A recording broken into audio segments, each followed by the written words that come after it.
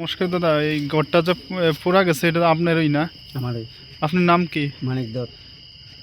এটা কয়টার সময় লাগছিল আগুনটা অনুমানিক? এটা সঠিক কথা আমরা সন্ধ্যা 5টার সময়, 4:30-4টার সময় আমরা টের পেয়ে দূরে যাইছি। এটা কিভাবে হয়েছে আপনারা একটু আমি কইতে পারেন? তো এটা কইতে পারি না, আমি মনে সুপারি বাগান টাগান আগুন টাগুন লাগছে বলে আগে দিয়ে ঘরে দরজা সহকারে মানে আগুন ধরে গেছে আর ঘরে ঢুকতে পারছি না। তাহলে ফায়ার সার্ভিস আইয়া তারপরে আমার লোকে আরো লোক আছে, তারা কইছে যে ফায়ার সার্ভিস ফোন করি, আমি তো করতে এখন ফায়ার সার্ভিস তো পাড়ার লোকে খবর পেয়ে সেটি আপনার ফায়ার সার্ভিসে খবর দিছে আর কি। তো ফায়ার সার্ভিসে একদম আগুন টুকুন নিবেলি এই অন্ধ যাই ক্ষতি হয়েছে আর ক্ষতি হয়েই গেছে এখন সরকারের কাছে একটা আবেদন থাকবে যাতে কিছু সাহায্য সহায়তা করা হয়। এখানে কত টাকার সম্পত্তি নষ্ট হয়েছে আপনারা অনুমানিক একটা জানেননি, বলতে পারেননি?